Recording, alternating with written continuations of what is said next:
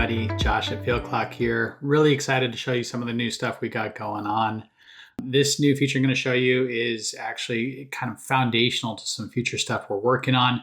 So we thought there was a lot of value that you get it now. Right in front of me, you're kind of looking at a very typical job list. This is just showing what's going on today across the farm. You know, if you've used FieldClock before, you've seen this list. But we also know a lot of people want to know what's going on tomorrow, next week. Hey, maybe in a couple months. Let's figure out what it looks like to actually manage your farm labor in a more active way. And to that end, we've introduced a job schedule.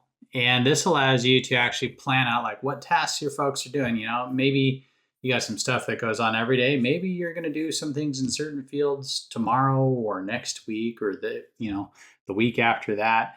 But you also know that maybe you got H2A folks coming in. Maybe you have to deal with overtime. You need to plan your labor accordingly. And one of the things we've seen a lot of farms do is instead of working a ton and incurring a bunch of hours in the same days, they actually tend to spread it out where they can. Obviously, for some crops, this isn't possible, but for a lot of farms, this is possible. So we're looking at this. This is what's going on across my little sample ranch this week.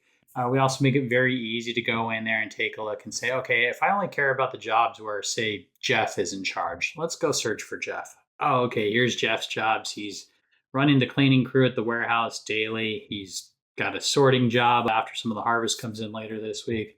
It makes a lot of sense. Where are we harvesting this week? Let's go throw that in. We're going to type in pick for picking.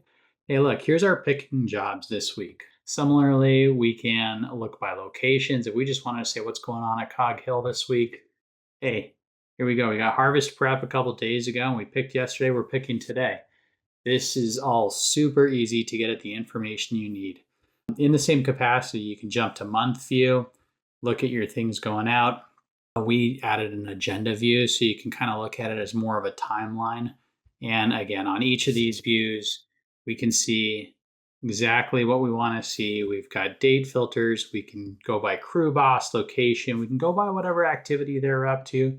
Doesn't matter to us. And those will persist as they go across. And again, this is the real benefit is being able to see what's going on your farm right now and in the next week. But also, like, let's say you got H2A labor, that's coming in later this year. Let's say we got some folks that are going to be in from, June and July. And we know that to stay compliant with the H2A stuff, we got to be on top of our housing inspections, make sure they got sanitary bathrooms, make sure the houses are clean.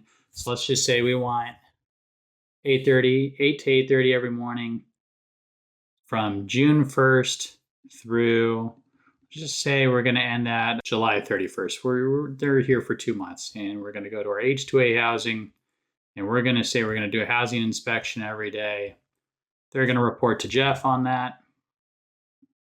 And that's it. Now, as we're looking at our jobs, we can jump out to June. And boom, there's our housing inspection. We're still running warehouse cleaning because that's going to be happening all the time.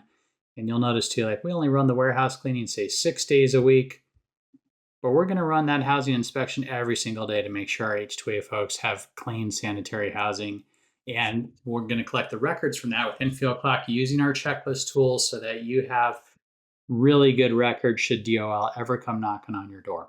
So this is our introduction to scheduling with FieldClock and planning your labor out. And like I said, this is just the ground level for some really cool stuff we got in the cooker. So stay tuned. Subscribe to our blog. That's where we're going to be posting our product updates. We want to make sure everyone's in the know about the stuff we're working on. Thanks for your time.